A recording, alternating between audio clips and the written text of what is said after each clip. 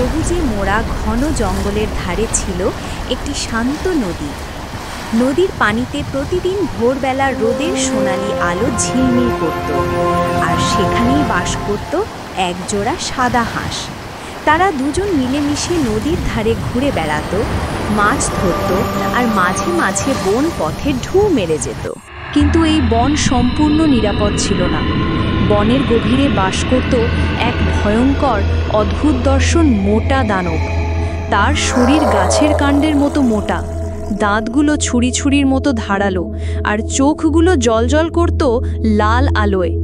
গ্রামের মানুষজন বলতো, ওই দানব নদীর ধারে এলেই বিপদ। একদিন সকালে নদীর তীরে ঘটল এক অলৌকিক ঘটনা। হাঁসের স্ত্রীটি পেড়ে দিল এক বিশাল ঝকঝকে সোনালি ডিম। ডিমটা এত বড় যে নদীর তলায় রাখলেও অর্ধেকটা পানির বাইরে বেরিয়ে থাকত। হাঁস দম্পতি সেটিকে খুব যত্নে পাহারা দিতে লাগল।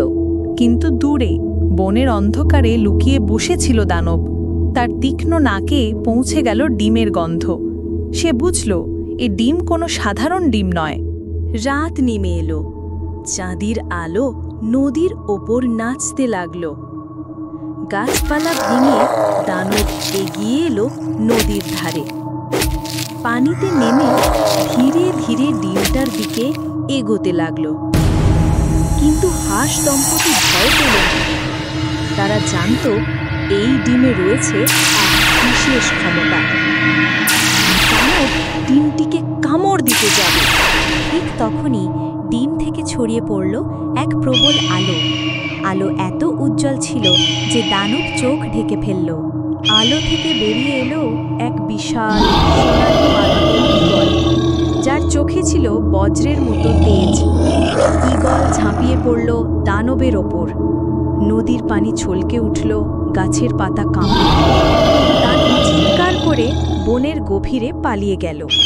ঈগলটি ফিরে গেল ডিমের ভেতরে। ডিম ধীরে ধীরে স্বাভাবিক হয়ে এলো।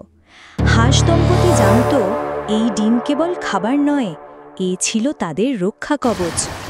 সেই ডিম থেকে দানব আর কখনো নদীর ধারে আসেনি। আর ভোরবেলা যখন রোদ নদীর জলে ঝিলমিল করত, মনে হতো নদী নিজেই সেই ডিম আর হাঁস দম্পতিকে পাহারা দিচ্ছে। আর এভাবেই শেষ হলো রাক্ষসে দানবের ডিম খাওয়ার গল্প।